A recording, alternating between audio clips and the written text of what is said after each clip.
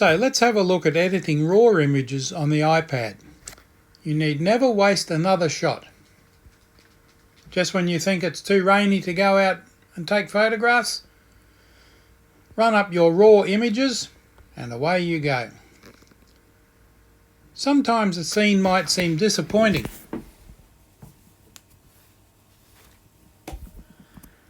Only to reveal hidden delights in post. Don't be put off with flat light, grey skies and relentless drizzle. Don't be put off by your raw images and the way they look after viewing them on the back of the camera or in your RAW capable iPhone. Remember, most iPhones now can do raw images. There are a number of good raw camera apps to shoot with, and they're worth a look. Now the image we're going to use is this rather ordinary looking photo of a cliff, nothing special about it. Image credits are on the bottom there. RAW files hold more detail than you think. Think of them as an undeveloped film photo. The trick is knowing how to tease out the details. Affinity Photo offers all the tools needed to perform some much needed edits. Enhance tones, convert to mono and apply sharpening. There's also powerful overlay paint and gradient tools to carry out selective adjustments. You can now shoot in RAW mode quite happily.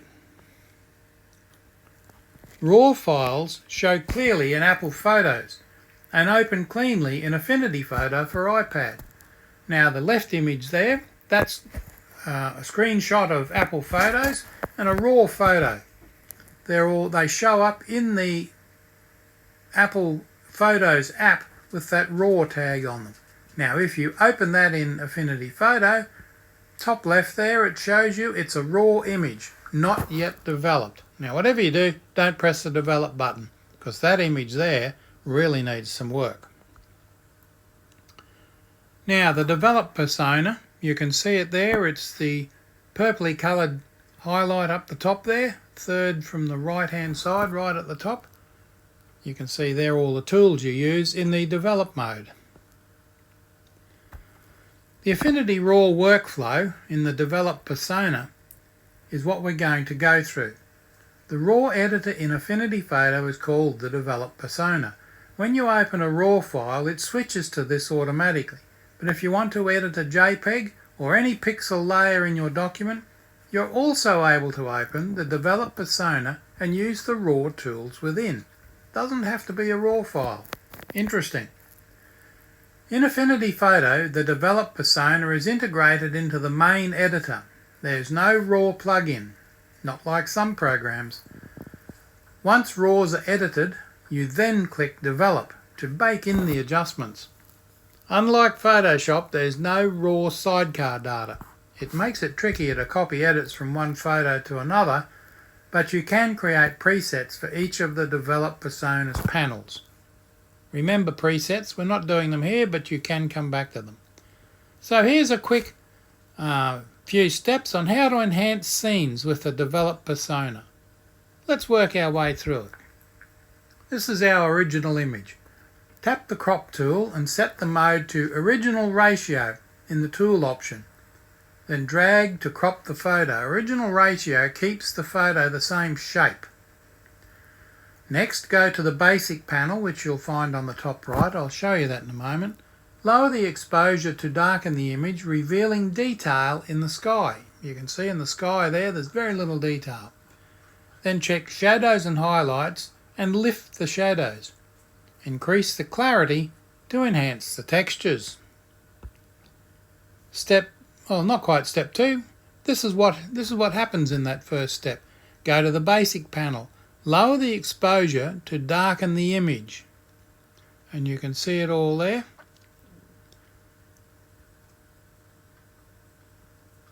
Then check shadows and highlights and lift the shadows. Increase the clarity to enhance the textures.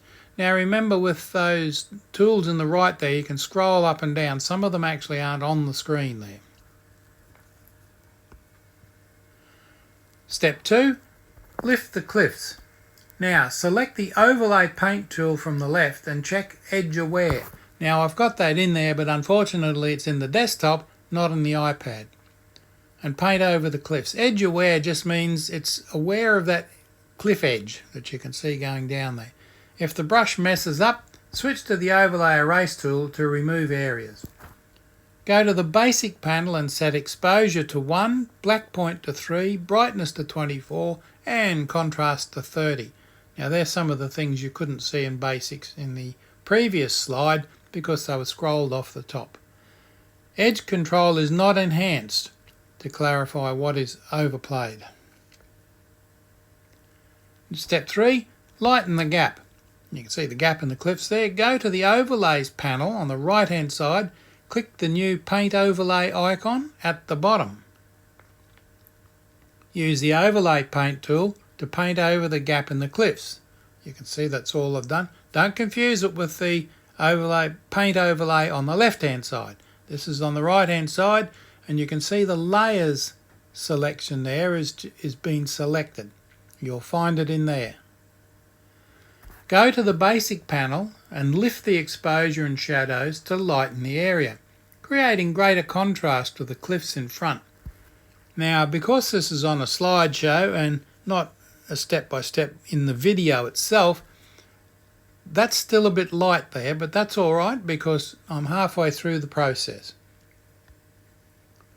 Now we boost the sea. Use the overlay gradient tool on the left hand side. Set mode to linear in the tool options and drag down from the top of the frame to add a gradient in the sky. Go to the basic panel and lower the exposure to darken. You can see the exposure, I've got it down to minus 3.2 there.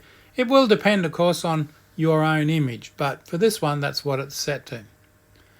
Add a new overlay paint adjustment, then paint over the sea to brighten the area. Add a new overlay paint adjustment, then paint over the sea and lighten the area. Now, I should have left it red, the area of the sea, but what I did was just paint over the sea and then use the adjustments to lighten the area. Step 5, apply colour toning.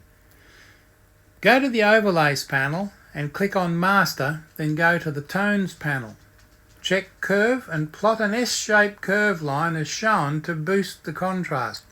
What you do is actually just pull out the white line and make a slight S out of it. And you can see it's really changed the sharpness and tones of that gap in the cliffs and the cliff edge.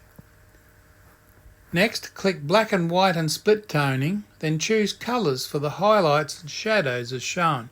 Now, I know it's black and white and the switch is on, but as you change those colours, it affects how the black and white behaves. So don't get confused over black and white. Black and white's made up of lots of colours, and you're adjusting them there. Now, reduce noise. Noise is stuff that's in the image that you're trying to either enhance or get rid of. Go to the Details panel and check Detail Refinement and use the sliders to apply sharpening. Increase the Noise Reduction Luminous slider to remove noise. A before and after split view can be helpful. Click the circle icon down there. Once done, click the Develop button. And it says here at the top left, but it's not in the iPad, it's down there on the bottom. On the desktop it's elsewhere. And that's about all there is to it really. Once done, click the Develop button. There's your finished image. Quite different than the one you started out with, much more dramatic than just a plain old picture of an ocean with a cliff in it and a few mountains in the background. Now there's an image you could use. I'm Robert Chalmers. This is Raw Image Editing with iPad, helping you hone your expert skills. Don't be afraid of raw photos. They are fabulous to work with and you can get some really special effects out of them. And please subscribe. Share the love. Thanks for watching. I'm Robert Chalmers, YouTube Creator 2021.